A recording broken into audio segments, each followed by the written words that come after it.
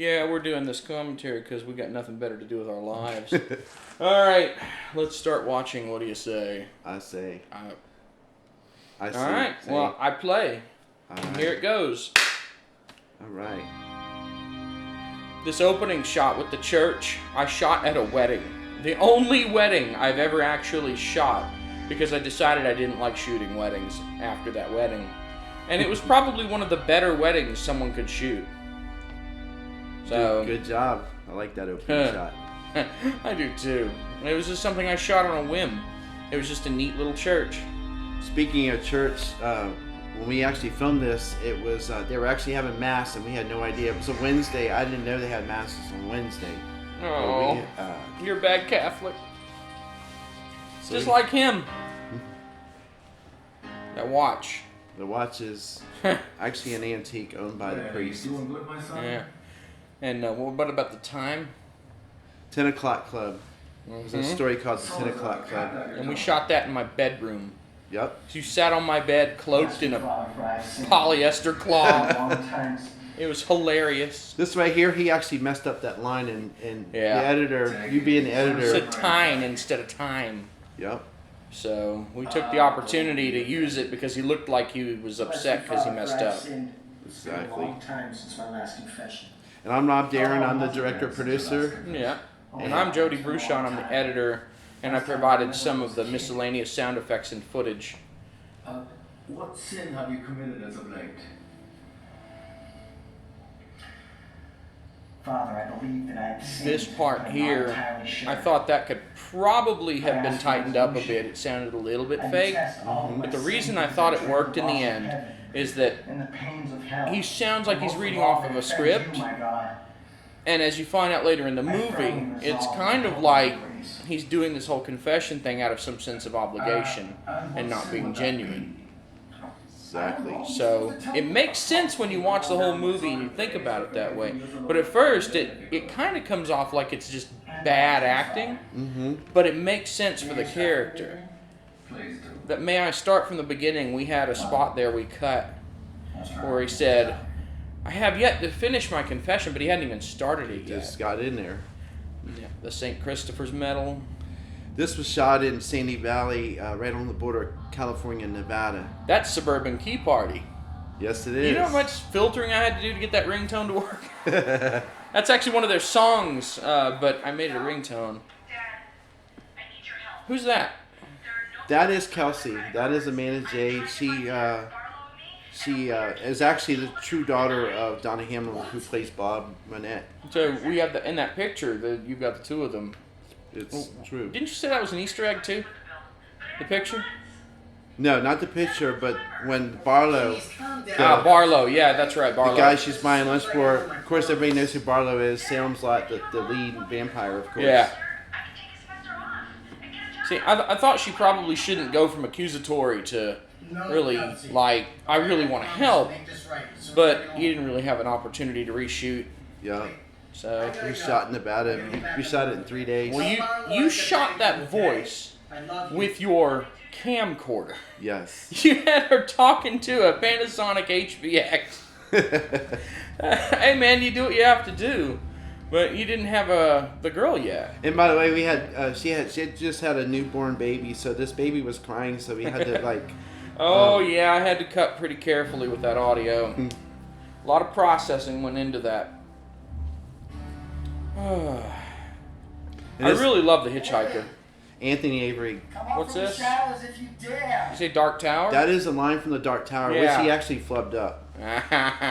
But that fits with his character too. It does. I love how he looks dumb right here. Like Yes. he just acts like he's some kind of idiot Yeah. who can't understand the hand gestures or assumes that the guy is dumb. I mean, it could work either way. The ambiguity makes it really cool. And like, there's a lot of lens flaring and stuff. Yes. But it works because it's in the middle of the sunny desert. In middle of June, by the way. Yeah, We really. were really lucky though, because Wow. usually it's about 115 there at the time, but Well, everybody was sweating. It was under 100 that day, so we felt fortunate when it came to I've that. never been in a place where I could say, "Oh, we're lucky it's under 100." Yeah. Going? But it's a dry heat, right? Yeah. It's not like here in North Carolina. Do you read lips? You love that. You know you do. And Anthony Avery he's a stage actor. And at first, when I approached him about the part, he had mentioned, well, I won't have any lines. He wasn't sure if he really wanted to take the part, but I thought that fit him because he's a stage actor, and he welcomed it with open arms. Yeah.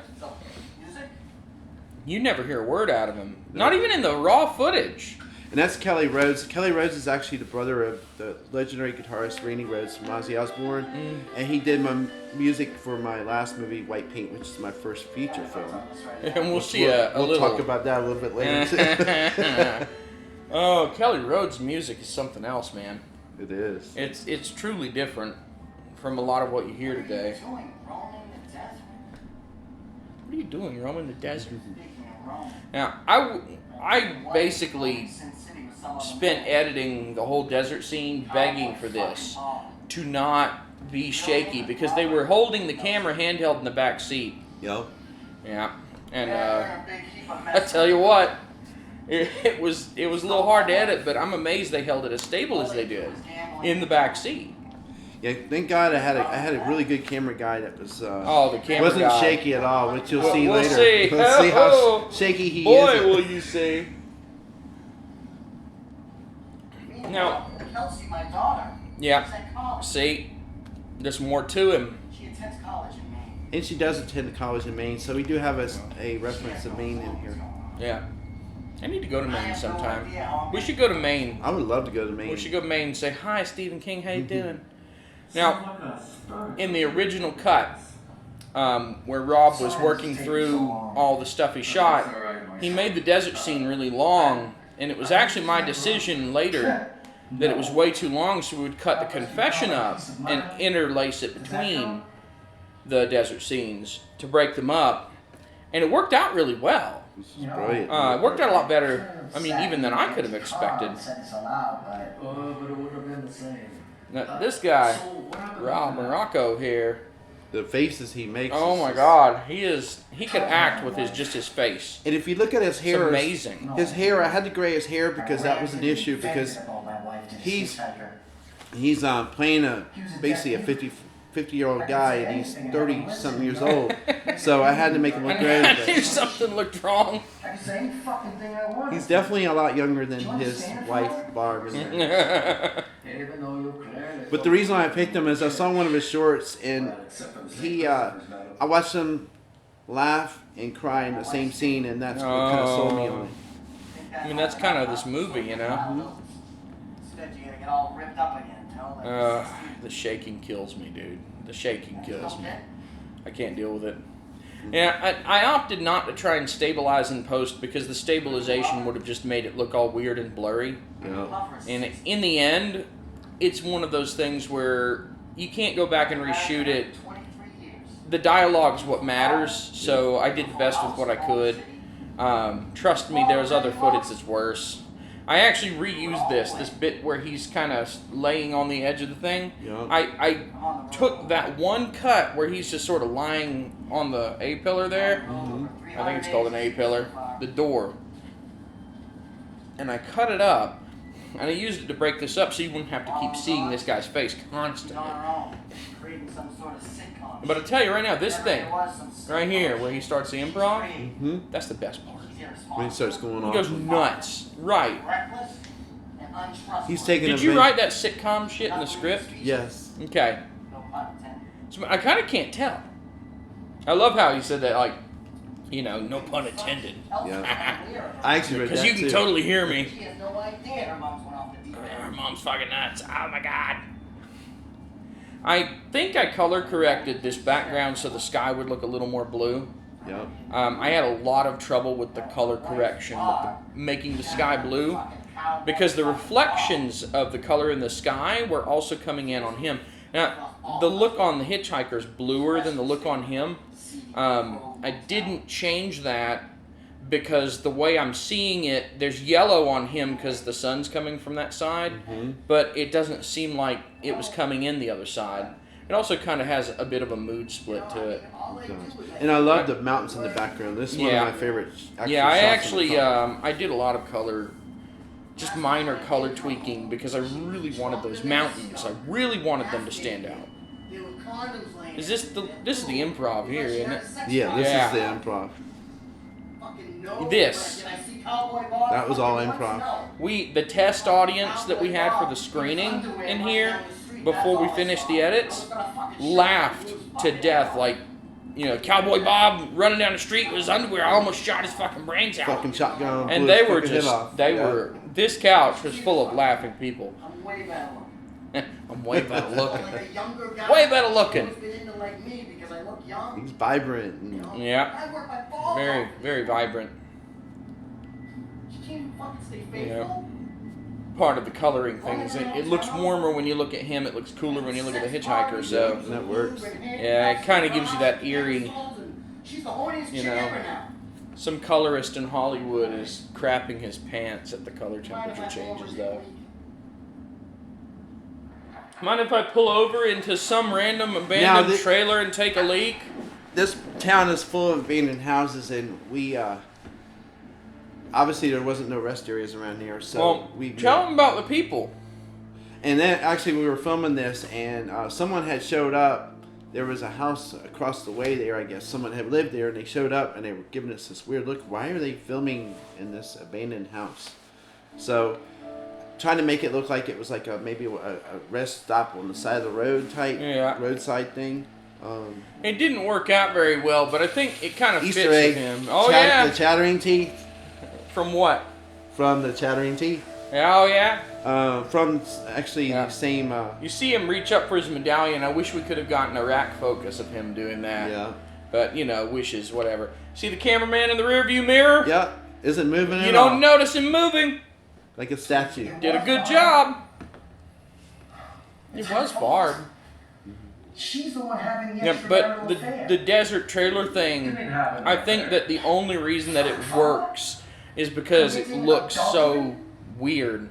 Yeah. Like, it fits with the guy. It's just like, only this weird guy Find would pull over to an abandoned trailer and pee in the toilet in there instead of just peeing on a cactus. Yeah. Like, you would totally expect this guy to pee on a cactus. But, you know, I guess part of the problem is you had to have some way for the hitchhiker to ditch. Mm-hmm. What were you going to do in the middle of the They desert? must have bought every lottery The original story is actually in Maine, isn't They it? must have bought Originally Up in and down Maine, the East yeah. Coast. But I figured it would be in the desert. I think with the hitchhiker, it kind of made it A little bit of a different take. Yeah. Something, They were playing poker, Powerball, video poker, spending tons of money. And that cross that Secrets and the sweet priest is wearing, Father Callahan, that's actually Ted B. Michaels' actual cross, which is the film's They dedicated split to. up. yeah. So it's a And nice went to little two touch separate there. stores to buy lottery tickets. And what did she get away with? Bob had the checkbook. Now, I wish this was explained a little more, the whole Barb had the checkbook, because I didn't get it at first. She had the checkbook of the school district. Yeah. But, like, that probably needed to be Clarified a little explained, better. but we just didn't have the footage. Yep. So, did what we could with that. Because it is important to know that she had access to a lot of money, but it's kind of left ambiguous. This is the part that needed the most reshooting, though. Like, all of it. I don't know what happened with the audio, but it's like the whole room is made of metal. We actually was going to film this in a park that day, and we ran out of time, went to the park, and it was full of people. They were having some family reunion, and it was windy that day, so it was just really bad, so I said, well, let's do it at And they the might as house. well have a sign that says, "Don't film here." But the interesting thing is, in the story, Mr. Manette is never given a first name. It's Mr. Manette.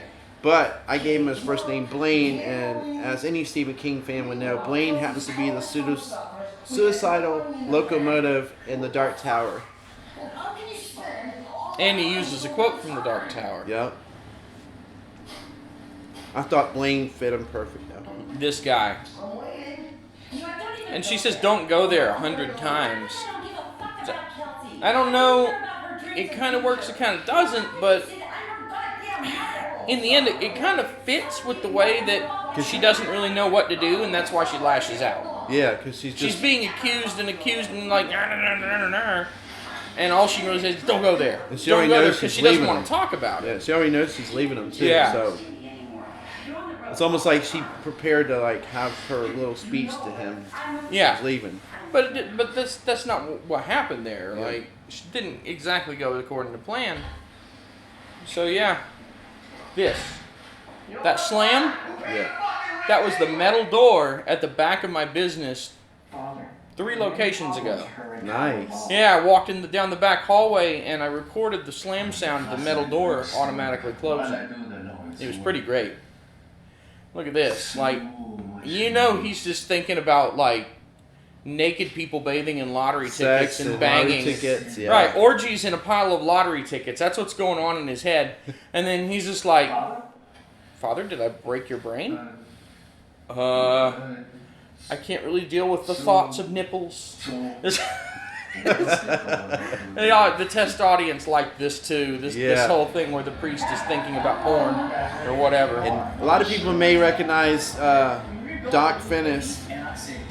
He's actually done a lot of work. He's been in the business for 65 years, and you might recognize him from Pawn Stars and Jay Leno's Garage, and he was in Blade Runner, the original one.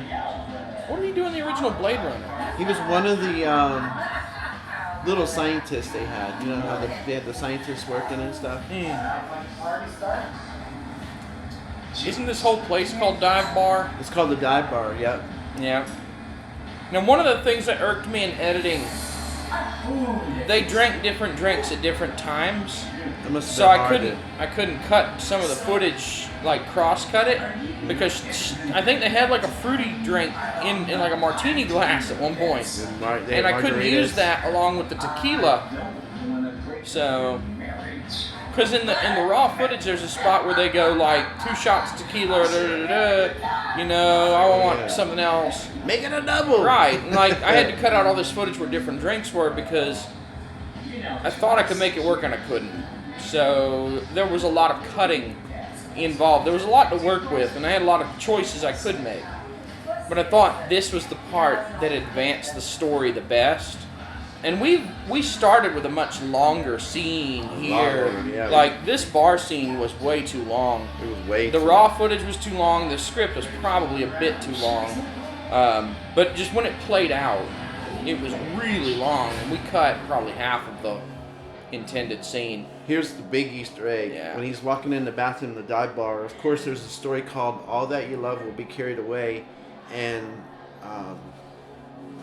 basically this is the movie. The guy, all his friends was graffiti friends in bathrooms, so I kind of wanted to tie that in. The guy who walked behind them, that was complete chance. It was just someone else patronizing the bar because they left the bar open while we were filming, right? Yep. So that was just some patron walking by, but because of the way the filming was set up, you couldn't really tell who it was. So it's like, okay. And that thing where he writes in the book and slams it, this is where my editing kind of came in. I decided that the best thing to do would be to put a bunch of these false starts in where you get real excited because, there's a thing. Oh, hey, what's that? There's the white paint poster. Yeah? So that's my own Easter egg. So I put a lot of these false starts in where you get amped up and then nothing really happens. My dear God. His fake accent kills me. That's what I thought. I know it's fake. Yeah, I can suspend disbelief, but it still sounds kind of fake. It's kind of funny, though. Yeah, nobody in this movie is honest. Nobody. He actually flew from Mexico to San Francisco and flew from San Francisco down to Vegas just to be in this. Another Easter egg. What's that? Room number. Oh, yeah. I love how you spared no expense on putting the room number on the room. Which I thought was kind of weird being 1408. It's not like 14th floor. Definitely, you can see that. But yeah. Yeah, but, you know. It works. Whatever. That was another false start. Yep. The whole idea being just constantly make the audience be like, oh, something's going to happen. And then, no, it's not going to happen yet. Be disappointed constantly until something really does happen. This is the goofiest shit, dude. Mm-hmm. So I spent half my time editing going, what the fuck is going on? There's so many cool little bits, like funny little quips and stuff in the raw footage that just didn't make the final cut because it would have made it longer unnecessarily. And I like this being a long shot because not only was it really easy to keep everything together, but she does this. Yeah. And it's hilarious. And the mask, having the And mask. he's like, oh God, I'm drunk and I have to do work to get laid. Are you serious?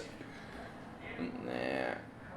We were originally talking about having him singing I'm an Old Cowhand and all that, At the and end me of the- playing music at the end of it. Like the credits. But, you know, copyright or whatever. Like, you can be drunkenly singing something and not have a problem. But now this was interesting. He deserved it. Yeah. I had to do some stuff because they obviously didn't want to actually beat the crap out of one of the actors, and she could only back up so far or her butt would end up with a table And there's corner. my hand. There's my cameo. Oh, look. Rob And- Darren's in his own movie. And when I laugh in the Doesn't bar. Stephen King do that? He just randomly appear in his movies. Yep. They called to inform me that my wife Yeah, and and my lover I made this decision to split up the confession right at the police part. Where he's like, the police called to inform me, but, you know, that you don't find that out, so we want you to think maybe they got arrested for all of their embezzlement, you know, that kind of thing. But no, they got the ever-living shit killed out of That them. is a sign of abomination. That is a sign of abomination. Over mother's demise. No, Father. This is another part that probably needed a little bit more clarification. About the embezzlement. It's like, does your daughter know of her mother's demise? Well, obviously she knows she's dead, but she doesn't know of the circumstances of her death, and Yeah. That night, she didn't have any way to really relay that. It kind of works though because earlier in the film he mentions that about she doesn't know about her embezzlement. and stuff. Right, So it kind of comes. right. Now here's a great rack. I love this rack focus. You were so happy I about had that. three rack focuses within about a 30-second period. at Yeah. my house. What do you mean right up here? What do you mean, right I don't know. here? It must have happened when me and Kelsey were picking up caskets for Barb. You always look so mystified. We filmed that in a studio, by the way, Yeah. of course. This was actually really hard to cut, even though it's the shortest scene in the whole movie. This was really hard to cut just because there are a lot of options and there's a lot to tell in a really short space. The rack focus. You know, thanks for the ride. That's your car registration. There's a medallion. You know, he holds it up in various ways and so on. But, you know, and it's kind of weird. But, you know, in the original story, that medallion's really important to him, but it's a lot harder to show that on video. He got my address So- and my car registration. Aren't you mentioned the name of the motel? Oh. The fellow wasn't deaf. He wasn't deaf. I'll be damned. Fuck yeah, I did. I think it's standing you said. He's a I don't even know what to say at this point, though. It's just like, familiar with his sign. the whole He's been time, in and out of mental he institutions doesn't have a his clue whole this guy heard him. And then he realizes it and he's like, wait, what? What did you know you were speaking to? And then this is like a little insightful on the priest part. Yup. Are you sorry like- your wife and her lover are dead? It's like, wait a minute, are you really? Is this really what you're making it out to be, pal? I'm sorry to say that I'm relieved. Like Preparation H. Yes, my son, I'm afraid it is. Is it a sin to be relieved? It's Probably a sin to record this commentary. Pray for forgiveness. Yes, Father. Will you grant So- me absolution, Father? He's obviously doing this, you know, Fire penance. out of a sense of obligation. Going through the Like he- emotions. Right. It's like he feels bad or like he has to do it because, you know, maybe he'll be punished. But he's not doing it for the right reason. He's not like, Foul language he doesn't feel bad about anything, really.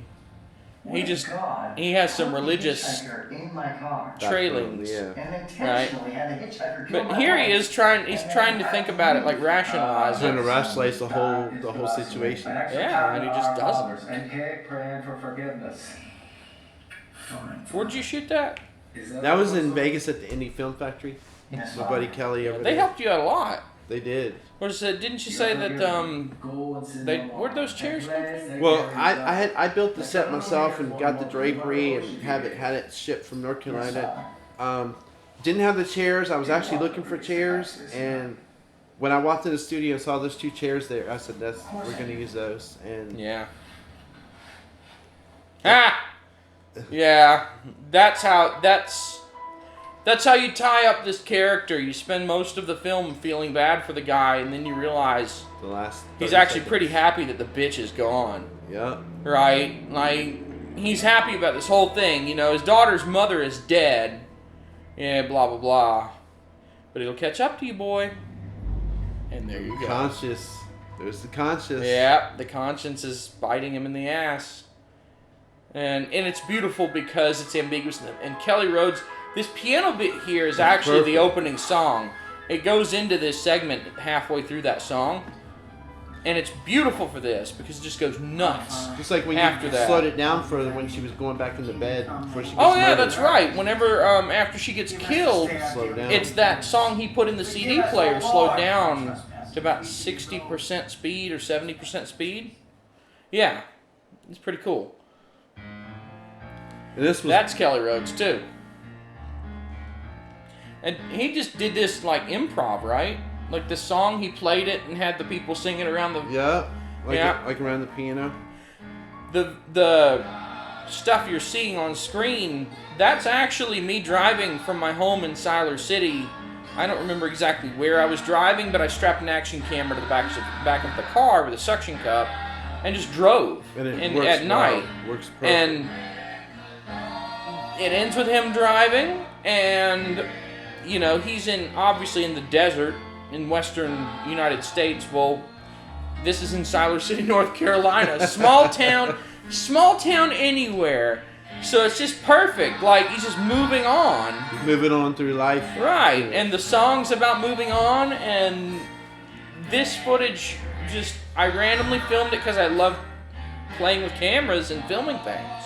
So this is just me driving into town in Siler City. And it works perfect at the end. Oh yeah.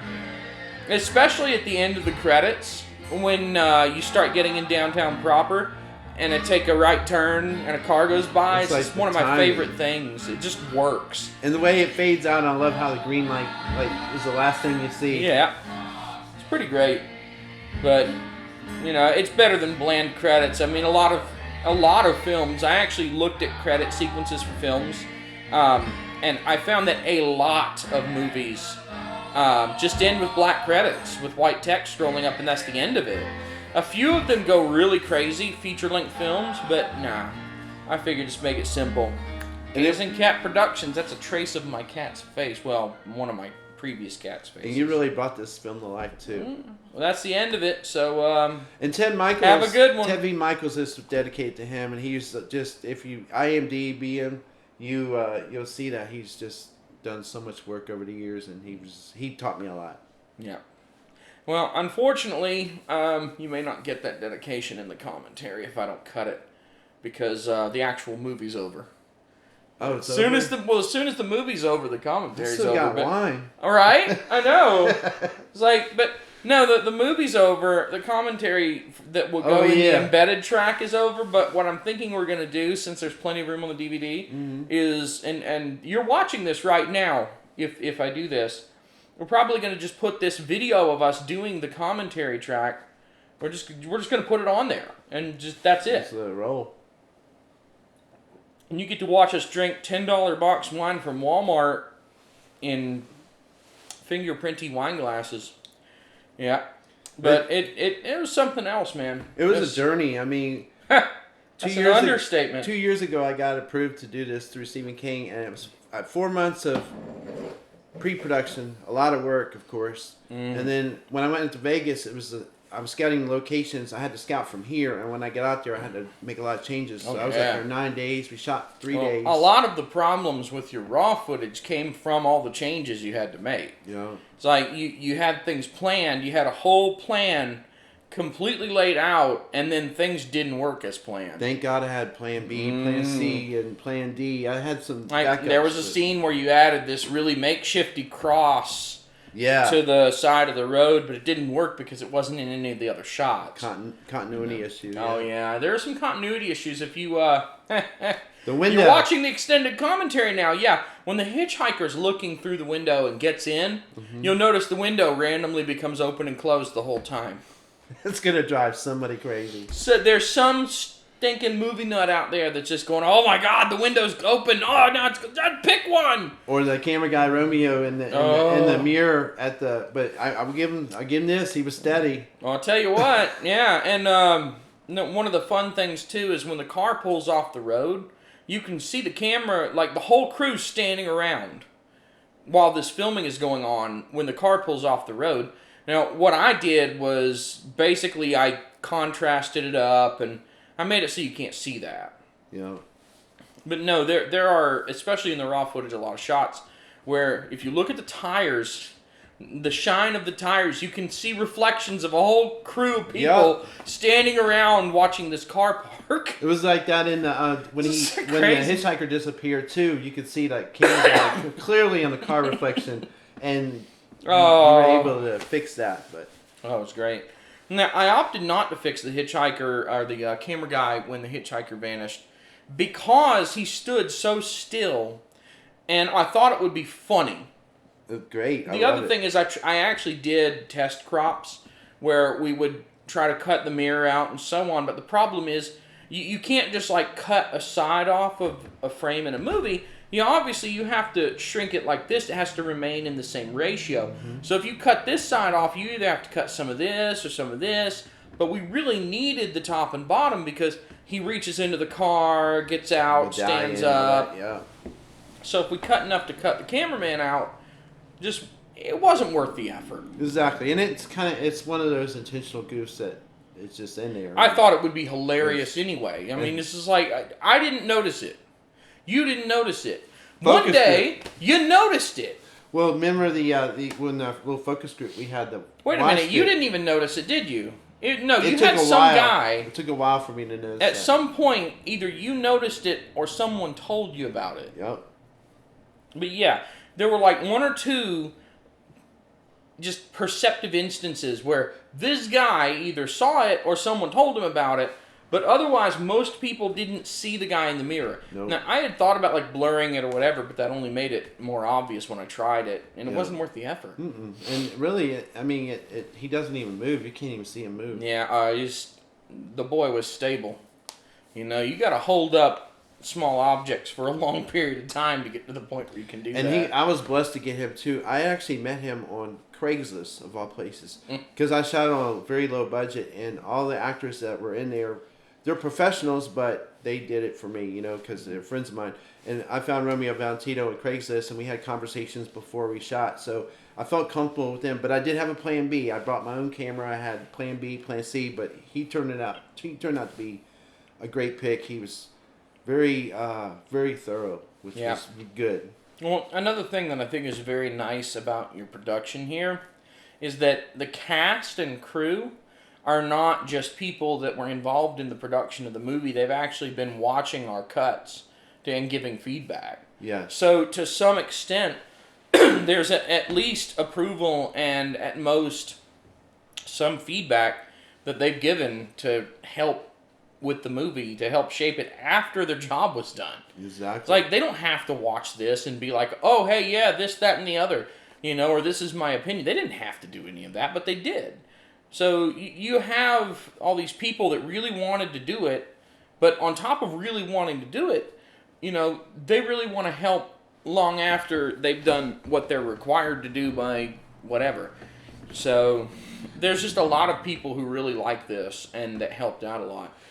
Another thing to mention too is the bar scene, fans were running. I turned the AC off, but the fans were running, and you could hear that. So I actually went back out to Vegas in November and tried to ADR that whole scene. The funny thing is my great editor Jody, who's sitting next to me, was able to save the original footage because, as you know, when you ADR something after you act it out, it's different. Yeah, it's hard. So I don't even think we had to even use any of that, did we? No, we didn't use any of it. So it was like... I don't even know if I kept the files at this point because it just wasn't...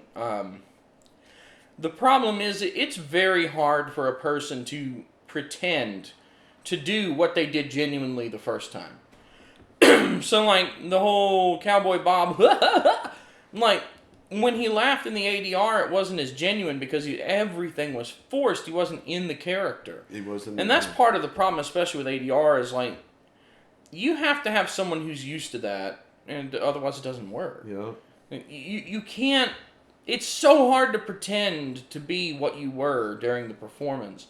But, the thing is, what I actually heard running was a refrigerator.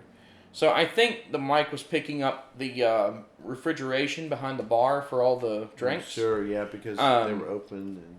I was able to filter a bunch of stuff out. And we made a determination during the test watch with the test audience that there was too much treble in all of the movie. It was too clear in the high end. Mm-hmm. So just last night, actually, as of this commentary being recorded, Rob and I pulled it into my editing, and I got some better speakers hooked up. And we cut the high end off, and all of a sudden it sounded like a different movie. Like the quality of all the audio just shot way up. Even the argument scene, right? So the audio was really echoey. It's still echoey, but it's a lot better. Oh yeah, you can't do anything about the echo, but all a lot of the echo and a lot of the noise was in the really, really high frequencies. Mm-hmm. So we chopped them all off, and it didn't. It's not some magic bullet. It didn't fix everything, but obviously, it fixed a lot. Yeah. And I mean, in the end, that's really all that matters, is that we did what we could. I don't even know if anybody's going to watch this, but especially if Stephen King, if you're watching this, we did what we could to get as much out of what we had, and we could not reshoot. So, despite all of the things that exploded along the way, I think we got a pretty good product out of it all. And if we had to do it again, yeah, things would be a lot better. Yeah, you would have pulled the rest of your hair out probably if you would have went what on hair? that suit. Yeah, you got a little bit of hair. You know the how back long of your hair this would have took, been bro? Like, no. But no. So I almost feel like we're sales pitching Stephen King at this point. It's just embarrassing. But anyway, I just had the honor of yeah, adapting his story into a screenplay. Yeah, I read the original story, and obviously he did too. I tried to keep it to it, but then I try to put my own spin on it too. Well, and it helped me a lot to read behind and make sure, while I was doing my own recutting of the movie based on his cuts, I read the story as I did the cutting, and I followed some of the concepts. Like, there were some things that didn't make sense in his in his rough cut to me. Mm-hmm. But I hadn't read the story. So then I looked at his rough cut. Then I got a copy of the book and read the short story inside. And once I had the short story beside me, then I was able to go back and go, well, look, I didn't understand this time. Now I do. But the movie needs to be accessible to people who have no clue about the original book. So I was able to take the concepts in the original book and make decisions about what do we just throw away? Like, what can we just discard? There are some things that didn't matter. Like, some of the stuff about him driving, the priest looking at his watch and being impatient all the time, that wasn't really as important to this movie. Yeah. So I just threw some of that out. There's quite a bit of that out. Also, as a side note, I'm really excited to, at some point, put together an outtakes reel. Yes, that would be awesome. Because there's some funny stuff. Someone desperately needs to see that bit where he goes, "What else did Cowboy Bob do with your wife?" And the other guy goes, "Have sex with Rob Newberger." Which is oh me. My God. If you had been in the room when I was editing and going through the raw footage, and I got to that, and he goes, "Have sex with Rob Newberger." I was like, oh my God. I was laughing so hard. It's still funny today. That was our second day shooting. We shot that early in the morning, and we had the studio for 6 hours. I think we were in there. Oh, we had it for 4 hours, and we ended up being there for 6 hours. Oh man, you guys must have been going insane. And then we went from there. We went to the church. We did the inside, going to church, out, going to church, then we did the argument. The church. You didn't do the wheelchair technique, did you? No. Okay. You used the car technique. Yep. Where literally you have the cameraman just hang out of the side of the car. Mm-hmm. And the other guy drives real slow. Yep. And that's how you got your dolly shots in front of that church. And they worked really well, especially the one with him walking past. Yeah. I cropped in on that a bit so that you could see it, but just I love how he walks out of the church looking all disgusted. And smiling when he gets He's got that just like, oh, that was a bunch of bullshit. We actually had a dolly system set up. We used it in the dive bar. We were gonna do when he walks to the bathroom, and we had the track and everything. But it worked. Handheld worked better, I thought, because it was walking a POV. We just roll with whatever worked. Yeah, and of course I had a camera guy with a steady arms. Yeah. So we just roll with it.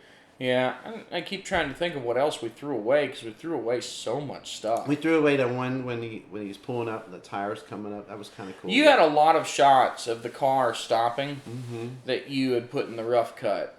And yet, like you had a shot where you almost ran over the camera with the tire, but of course he stopped. No, we reversed it. That's a reverse. Oh, is that what that was? Because what we did is we put the camera here and we reversed it and then forward it to make it. Yeah. That was the camera guy's idea. But I mean, it didn't. It didn't work because part of the problem was that I'm a bit of I like to not put something in if I can avoid it. And it didn't move the story along either. Well, that's what I'm saying. Yeah. So I'm very, as far as that goes, I'm kind of minimalist. Like if it moves the story along, great. If it doesn't move the story along at all, it better have some value to the audience. And the problem with the tire shot was that it didn't really. There was no place in the movie for it. Like, he pulls over, he gets on the phone, but it's not really appropriate to show the tire while he pulls over. Like, there's nothing about the tire. It's Chekhov's gun. It's the Chekhov's gun concept, where he says that if you show a gun early in a movie, you better use the gun later. Exactly. Like, if you have a shot showing a gun, and no one ever uses that gun, you've deceived the audience, like and they feel like they've been ripped off. Yeah. Well, yeah, it's a false foreshadow thing. And that's the thing. Is like if you show the tire, then there better be something about it that's notable, and like maybe it blows up later. But that's not what this movie was about. So really, the desert scene was just a way to introduce the hitchhiker and to show off how the guy's got problems. Exactly. You know, so there was no need for the tire or any of the or the cross or whatever. Like CD. It wouldn't have actually done anything. Yeah, well, yeah, I had a lot of shots of the CD too. Going underneath. Right, you had an underneath and a back and a top, and I went with the top because it lets you see Kelly Rhodes' name. Yeah. But also the perspective was really visually interesting. Like the bottom up one was neat, but it was void of information. Where the top down one, you got to see the name on the disc as it slid in, and you had it lined up perfectly. So it really looked neat when it slid in compared to the other shots. And, he's supposed to be obsessed with Kelly Rhodes because, Kelly Rhodes, you watching this, right? But, yeah, and I can understand why. We also did most of the music for White Paint, my first feature film. Yeah. Yeah, you mentioned that in the earlier part. But, I don't... And, of course, Suburban Key Party, they're doing really good now. They're winning a bunch of awards, the Beer Awards, and making big strides. Suburban Key Party was the jukebox music in the bar. Yep, and that played out perfect because with the sound issues we had, you had to kind of merge it. I think it gave it an 80s look, well, too. At the very least, having Suburban Key Party's music blasting out of the jukebox, we used that to kind of hide a lot of the audio problems. Yep. Because their echoey voices don't sound as bad if you have this music undertone.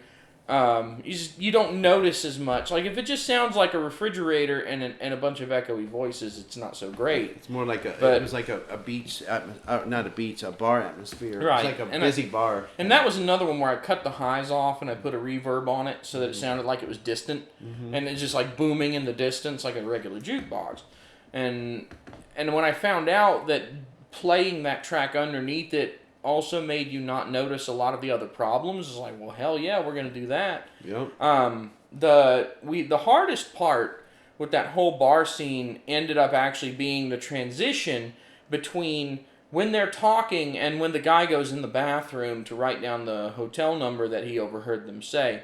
That's the other thing. They didn't actually say the number, like, at any point, and that would have been nice to have, but you saw him kind of writing the number down, and it kind of worked out okay. But the hardest part there was we had them talking, and then we had the guy going into the bathroom and writing down the hotel room number, and then them leaving the bar. In my first cuts of this scene, I did it relatively quickly so that there would be something to work with. And the problem is they talk too much. And then it flipped around, so you see this guy walking away into the bathroom area, and then you see the bathroom, but then there'd be more of them talking from this other angle.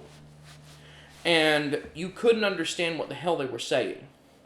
And we cut 30 seconds worth of just that talking, threw it completely out in favor of just having the guy go in the bathroom and them walking out. Mm-hmm.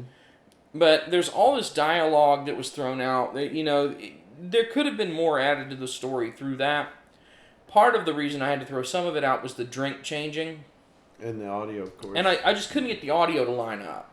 So I decided rather than kind of hacking it, I just do away with it. Like, if you watch the movie, you know that it didn't affect the overall story. So, just when in doubt, cut it out, right? There's one of my friends who happens to be Tom Shadyac, which he did Nutty Professor. He's the one that discovered Jim Carrey. Did Oh, boy. He did Bruce Almighty, Evan Almighty. But he always said, when in doubt, cut it. Right. So you took that to heart, and it worked. It had to go. It had to go. When in doubt, cut it. Yeah. I cut a lot of the confession, too. Mm-hmm. There were extra bits of the confession. I mean, the truth is, if I wanted to, I could hack together a much longer cut of this movie, but it would drag. Yeah. And maybe I don't know, tell me if that's something you'd be interested in. But I feel like what we've got tells the story without too much unnecessary stuff. And the good thing, the interesting thing too, is the focus group we had watch it. The biggest, I wouldn't say complaint, was they wanted to see more. They wanted to see more too. Yeah, at the end of it all, it's like, hey, what do you think we could improve? Well, I wanted to see more of the story. So that was interesting. So it's like, what else is there to that story? Maybe we could make a feature. I personally don't feel like it's suited for a feature film necessarily. You could come up with a story after that, but it would then be like maybe I don't know. It would almost feel like it was separate stories if you did. Yeah. Because this tells the complete story of the guy showing up and saying all this stuff happened. Here's what happened to my wife. And the if you think about it, the main character is not the point of the story in this. No. So it would be a really long exposition for a feature film. Unless you made him like go off into the sunset or drive away, and then he becomes this bad character. But then you have to create a whole new story. What would he do from here? Like, he's this quirky ass book salesman that doesn't regret the fact that his wife was murdered. Maybe make him a serial killer. I don't know. Maybe make him a clown that entices children into the sewer. If Stephen King's listening, hey, I got some. I got some really stupid ideas for you. The origin of Pennywise is not some creepy alien spider in a sewer.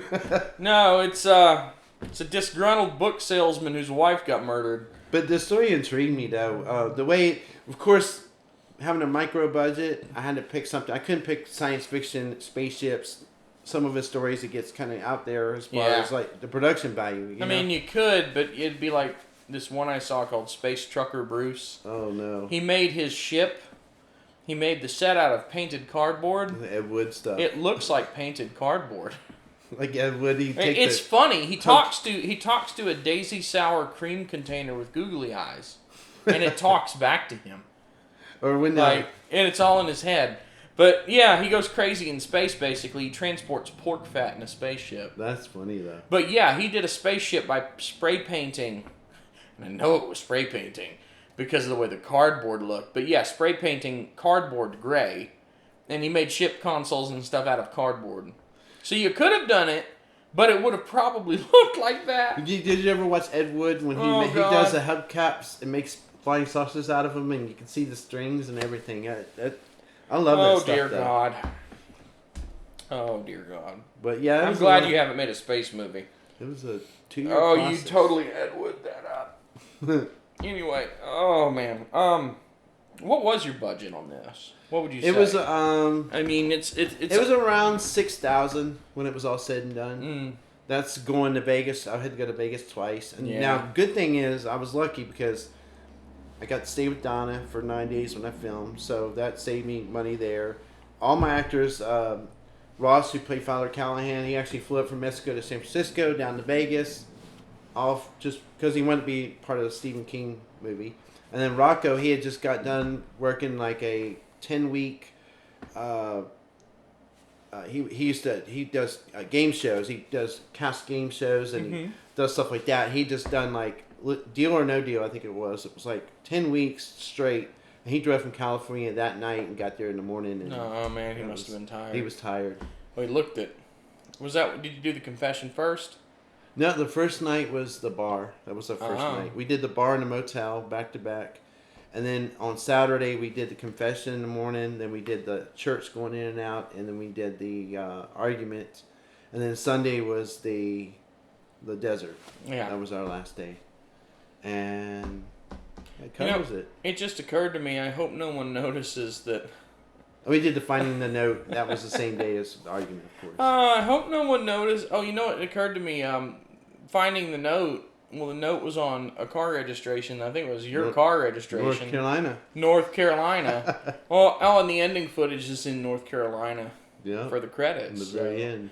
I hope no one notices that footage of the church at the beginning, that's like First Presbyterian or something.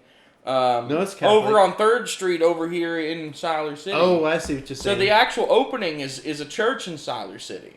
That's where that wedding was. Oh, it's funny because you got the opening church in Siler City, then it goes to the church in Vegas, a non-Catholic church. It goes to Catholic, and then goes back to the end of Siler City. Right.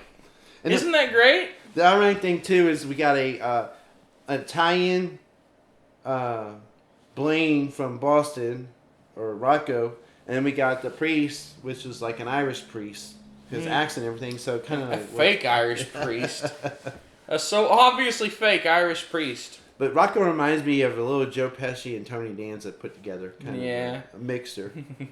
But anyway, we probably talked too much, haven't we?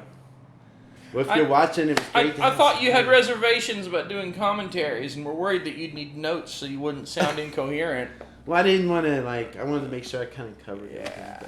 Okay. But I think you got it though. But thanks for watching, y'all. Yeah, whoever's absolutely. Watching. Yeah, I get tired after a while, so I'm glad that you could watch the result of weeks of me not sleeping, because I just had to get this stuff done. It's got deadline. Oh my God! How many times have you been over here? Just like, hey, how's it going? Hey, how's it going? And I just be like, I want to wake up. I need coffee. I've seen this movie probably 1,000 times. Yeah, I'm not surprised. Yeah, I had to make him stop. I actually had to do an intervention for him today. So, I told him he can't keep watching his own movie or he'll find more problems that don't exist. Exactly. Because we got to the point where we did find problems that didn't exist. So, last night I looked at some things and said, no, it's not out of sync. No, it's not. Phantom syncing. Yeah, I did make some tweaks last night, but we're pretty happy with the final cut. So, we should wrap this up. Wrap it up. I got to go to my other job and yeah, the way that you pay for all this stuff. Yeah. By the way, just so you know, I am Jody Bruchon, jodybruchon.com, and Gazing Cat Productions is just the name I do production work under. The gazingcat.com at the bottom of the credits. If you want to go check out some of the stuff I've done. I don't know if a mute thing will be on there or not by the time you watch this, but we are planning on cutting a trailer and probably an outtake reel, so those extras may be on the internet at some point. So if you're watching this, go to probably gazingcat.com would be where I would put that. But, and thanks for watching. And I'm Rob Darren. I'm the director, producer, the screenplay writer. I need to finish this. I couldn't have done this without my great editor, Jody. I don't know and him. all my actors and all my crew. And it worked out. It was great seeing how this thing started and genesis of it all, and then the whole process. Oh, yeah. But anyway, if you're watching Stephen King, thank you for letting me put some movie magic into your story. Yep. We'll come visit you in Maine if you let us.